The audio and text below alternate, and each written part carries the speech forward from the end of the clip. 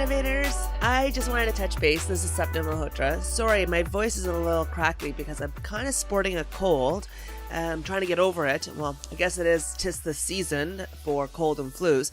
In Toronto, it's getting very, very cold. We just finally got our first snow, so we're pretty excited about that. So it's starting to feel a little bit more like the holidays. But I wanted to stop and take some time to kind of reflect on a couple of things. I know I only started this podcast in October 2017, but I have learned so many lessons that I wanted to share, both professionally and personally.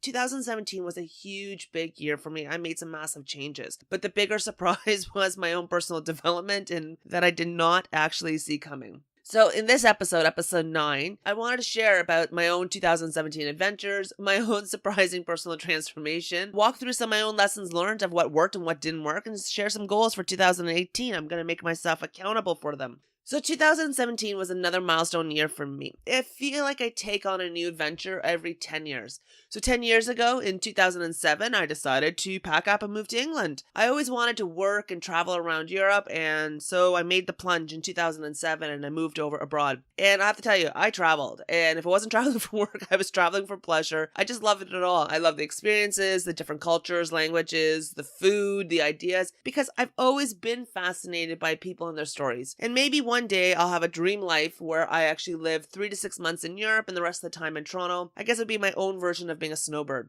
Now, the one thing about me is that when I make up my mind about something that I want to try, the craving and desire to do it just takes over me. And this is exactly what happened when I wanted to relocate and begin a new life from scratch in London. So I have my own version of a bucket list that I try to and I need to experience. So this time was about doing something entrepreneurial. I have always wanted to be an entrepreneur of some sort, of doing something and building something on my own. I've been in the big corporate world, in the field of management consultancy for nearly 2 decades. Again, still not revealing my age, but from my careers at Accenture to Rogers Cable to Amdocs, I have been a corporate bunny for quite a bit of my life. And I've always been on the sideline. I've been helping clients develop and shape their own growth strategies, enabling innovation with their customers and employees, launching new systems and products, and so on. And I've done this around the world. And again, I love the fact that I used to travel around the world and work with clients around the world because I really do love learning. But the truth was that I wasn't learning much anymore. I've always had this fear about my brain elasticity no longer being stretched. I was up to speed and I developed thought leadership and insights around industry and technology trends, and I found myself teaching, coaching more than actually learning. And the thing I've discovered in my own personal development about natural DNA was that I need to learn. I am curious about almost everything and anything. I don't know where this sparkle has ever shown up from, but I love learning. It's kind of crazy. I definitely am a student for life. So in April 2007, I left the corporate world to start a new venture. I always wanted to do something entrepreneurial and build something on my own. I wanted to play in the sandbox with other innovators and entrepreneurs out there. I like learn by doing, not by learn by reading. I wanted to actually do a lot more stuff. So when I left the corporate world, a lot of opportunities showed up. I became a strategic advisor for a few startups, which is on its own crazy adventure. I worked on a few different products and launches that were with other clients, and I really wanted to launch a podcast. Now, the original intent of the podcast was to prove my mentor wrong and to showcase Canadian innovators that are changing the conversation. This podcast has truly been one of the projects that has me over the moon excited and really fired up. Now, developing and launching the podcast was an eye-opening experience because I knew nothing about the podcast world. I learned a lot and discovered a lot more than I planned and originally bargained for.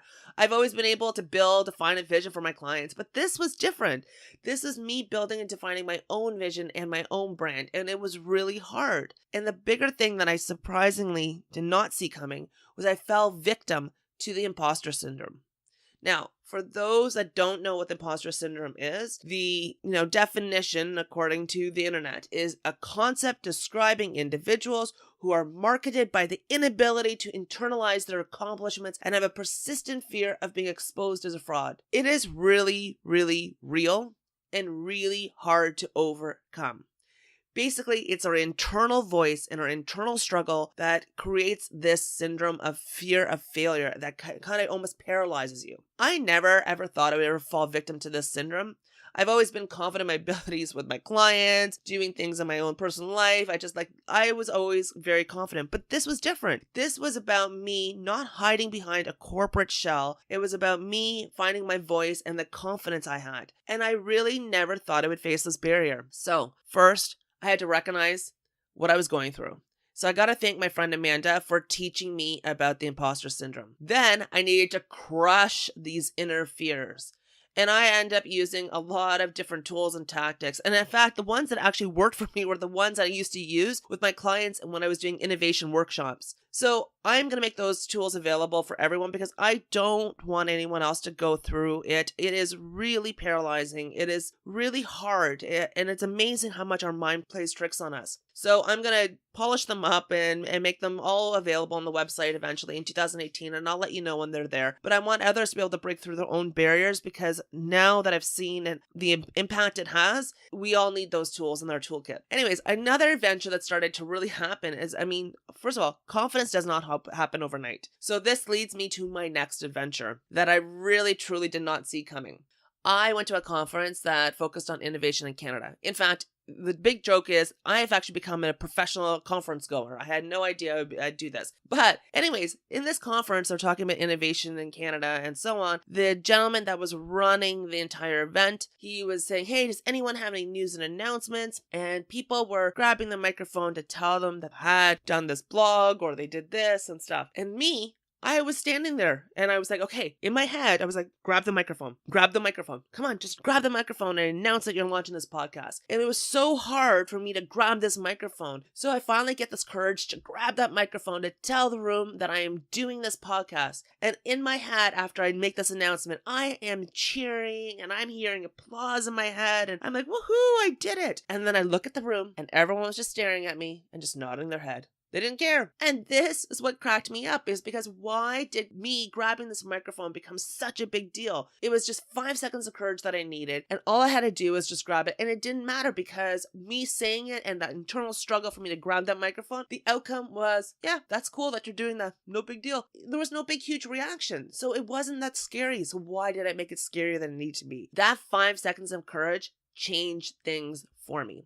Now, I'm going to fast forward to 6 weeks later. I ended up going to another conference, and I am listening to Anthony Lacavere and a bunch of others on this panel about courage to lead, about talking about, how Canada needs to embrace the global challenges and so on. Then they open it up to the audience for questions, and they say, does anyone have any questions? Can you just step up to the microphone and go ask? And this time, I got up and I ran. Like, literally, I ran to that microphone. And I accidentally almost tripped over a gentleman, which, again, I still feel bad about. But I ran. I wanted to be the first one to ask that question. And this is where I was saying is that 5 seconds of courage 6 weeks earlier that I didn't have the courage to talk to 4,000 people to say, hey, I'm now, launching this podcast. But 6 weeks later, I have no problems running, making a fool of myself to get that microphone, to get my question out there in front of 10,000 people. So that 5 seconds of courage really changed things for me. Now, the other thing that's also changed is that I ended up doing a Facebook Live video. I don't look like Angelina Jolie, so we all have our insecurities. So I end up doing that. And I keep starting to apply this 5 seconds of courage. And I keep teaching my nieces and my nephew about this, is that it doesn't matter. Just try it. It shifts your mindset, that 5 seconds. And it's only 5 seconds, 1, 2, 3, 4, 5, and we can do it. Now, I've actually had to also spend a lot of time to also look at the things that I naturally love to do. So it's kind of like, going through your past relationships with all your past boyfriends and girlfriends and seeing what worked and what you valued, what you didn't like, and taking that inventory checklist. And that's exactly what I ended up doing to figure out what I really liked doing, really loved doing, wasn't a fan of doing, and really wanted to learn. And I almost did this inventory checklist to see what my natural DNA was. In 2017, I have learned a lot. And I have definitely surprised myself with my own development. I'm really excited for 2018. Now, when I look back at this podcast and a couple of other things, here's some things that I wish I had done differently, kind of like my lessons learned that I'm going to definitely apply in 2018. Some of the things that I could have done better. Number one, having the courage to launch this podcast sooner. You know what? I am a planner and I love planning, but you know what? Just executing it was even better because things have shaped out from it that I never would have seen. Honestly, it was better because I'm going to tweak it anyways. I did not need to go for perfection and over planning it. And again, that was my confidence. The things that I was over planning in order to procrastinate a little bit, and I needed just to take the plunge. So I wish I had the courage to have done this sooner. That 5 seconds of courage was all I need to execute, and I decided to no longer become a corporate bunny, finding my own voice, understanding my natural DNA, the things that truly make me happy, and launching the podcast and so on. 5 seconds. That's all I needed. The second thing that I could have done better, biggest and most important thing, was asking for help. And you know what? You read and listen to all these different books and podcasts or what, and they always say entrepreneurs have, this hero complex all the time, and you can do everything yourself and blah, blah, blah. And the truth is, yeah, you probably can, but why? No one became successful by themselves. Everyone needs support. Well, I finally have taken steps to get help. So I have now Ricky, who has now joined the Can Innovate podcast team, and he's going to be instrumental in helping us continue to build and drive this. And there are tons of things that, I needed help in, and I never thought. The number of requests, I am getting a ton of requests for people to be on the podcast. I've got tons of requests of companies that want to showcase their products and give competitions out there. I am behind on email, and so this is going to be amazing help that Ricky's going to be there to help me drive this forward, and he is brilliant. He's got tons of experience in the podcast world, and you'll hear more about Ricky and his amazing bag of tricks and skills and tools, and I just wish I had engaged him earlier to help. I really wish I had recognized that I needed help earlier. Number 3, the things that I could have done better. I need to learn when to say yes and when to say no. For some reason, my default answer to everything is yes. And I'm not sure if that's something that I'm still trying to get over from my being in the corporate world, or if it's something that it's always been a yes person. But the key to the statement is the when part. I can say yes, but I have to think about when I can do it and really look at it in terms of feasibility. And so I don't derail my own goals, my own objectives, my own plans, that I got to figure out when I'm going to help someone, when can I really do it without derailing other stuff? So it has to be at the right time. So I'm definitely going to always say yes because I love helping other people. I just genuinely love being part of people's journeys. But I got to think about also and start being a little bit more practical as to when I can actually help execute them, because I can't, sacrifice my own downtime or my own goals. I have a very, like I told you, a hidden desire and hunger that overtakes me. So I need to continue doing that. I'm kind of like a little puppy that gets excited about everything. Now, some things that have worked well. One is, and you've heard it if you've been listening to the podcast, you've been hearing all these innovators when they're talking about their journey, they've talked about networking and the importance of network. So being out there in the industry, the professional industry conference goer that I've become, and networking has really been instrumental. Now, first of all, I already enjoy meeting and learning from people, so that's always been natural to me. But getting out there in the industry and these different events has really helped me promote the brand, the podcast, and building relationships. In fact, these relationships were the early adopters that took a chance on being on my podcast as we were building. So definitely getting out there in the industry and networking is huge. The second thing that worked really well was getting a podcast mentor. I got Jeff Brown. He is amazing. And I don't have a media background. So this was something I was getting a little intimidated about launching a podcast, is I don't have a media background. I know nothing about podcasting. I had so much to learn. Plus, I had that imposter syndrome that was kind of going on in the background. So having a mentor and someone to talk to is really important and is really valuable because, one, Jeff was able to help me find different options that I didn't even know existed. He really heard my concerns and, helped me get through those different things. And this is what we all need in life, right? A mentor of some sort that helps us with things. And you can have multiple mentors for different things, but definitely getting a mentor really helped me. The third thing that worked well was I figured out my natural DNA. I took the time to do that inventory checklist, and I now understand what I really love doing, and I'm okay to say what I really don't like doing, and that is really important because I want to enjoy my life. I'm not just building my own business and everything else. I am trying to really build a life that is really fun, that it's my vision, my dream, my everything. I'm trying to build that. So tapping into your natural DNA is really important. So understanding those things about yourself. So take the time to do your own inventory checklist. Now, 2018 is going to be an exciting year, and I have some big goals. And I'm going to tell you what the goals because I want to be accountable for it. So when at the end of 2018, I can say I've achieved them all. So I am putting myself out there again, and I'm going to tell you my goals. So the first one is I got to rebrand the Can Innovate podcast.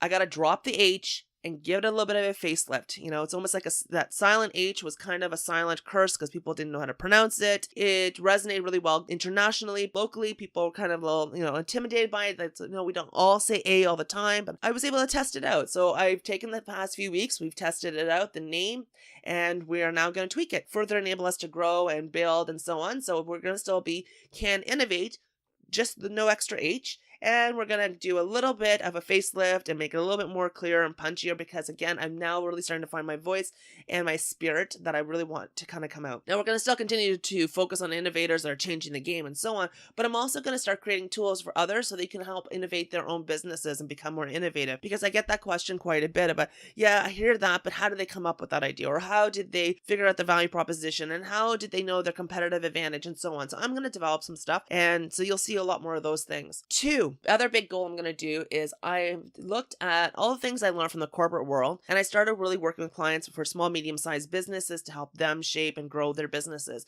and then applied some of those concepts to startups. But I'm now seeing that there's actually parallel universe that's actually happening, that the lessons and tips that I take from the business world is actually also something we can help shape our own personal world, our personal development. So those business philosophies or principles, we can actually apply it to our personal side. For example, every business struggles with cash flow. And I'm seeing that a lot of individuals are personally also struggling with the same thing. Cash flow is instrumental to any size of business, but so is cash flow. It's instrumental in our own personal lives.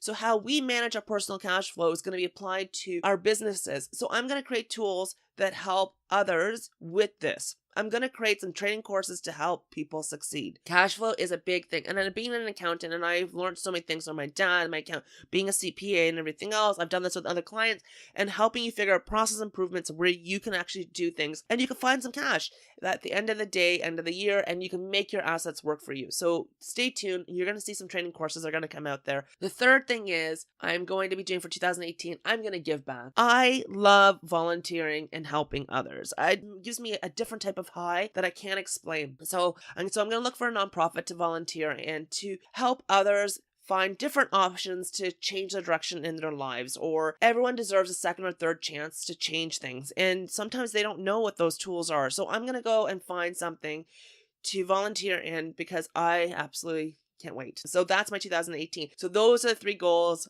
You've heard them. I have now committed to them. I'm out there. That's it. Next year, I hopefully will say I've accomplished all these and much, much more. As 2017 comes to an end, a new beginning starts, a new chapter. I really want to challenge each and every one of you and really to take the 5 seconds of courage to do something differently. It doesn't have to be big. It could be something small. Just get out of your routine. Just do something a little bit different. I'm telling you, there is zero downside to any of it. It's just going to change the way you think and how you feel, and it's just going to give you a little bit more spark. So take the 5 seconds. I took the 5 seconds, and in 2017, I had the courage to leave the corporate world to defeat that imposter syndrome for now. I tapped into a creative outlet, and I'm learning and growing in different directions, and I've got a better sense of humor and patience than I can ever possibly imagine. So do it. Now, next week, I'm not going to have an episode because I'm going to take some time to kind of chill and connect with some family and friends. My cousin's here from England, and I want to show her around all the different parts of Toronto that she hasn't got to see before. But I do want to leave you with a few thoughts and things for you to think about throughout the holidays. 1, unleash your curiosity. See where it takes you. Curiosity is something we always kind of forget. We do become planners, we become executors, we become implementers, but we forget unleash our own curiosity. So be curious. The second thing is embrace that inner child. See, inner child and curiosity go hand in hand. They always ask questions like, how do you, or what does this mean, or what? And enjoy it. Be that. We all need to be a kid once in a while. Take some time over the holidays to embrace that inner child. And of course, the 5 seconds of courage, I'm telling you, there's no downside. I cannot say thank you enough for all of you being a part of my journey, for really helping me support me. I mean, a lot of people thought I lost my marbles when I left the corporate world to start a podcast. They're like, well, what are you doing? But I'm telling you, it's been the best decision for me. And I'm really excited and happy that I did it. And so I'm really pumped for 2018. And I really want you guys to be pumped for 2018. So I'm sending you tons of positive vibes. And I can't wait to hear about your new adventures.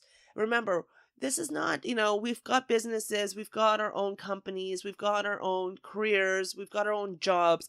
We also have to remember to focus on growing our lives, not just our careers, not just our jobs, not just none of those things. So remember that. Focus on growing our lives as well.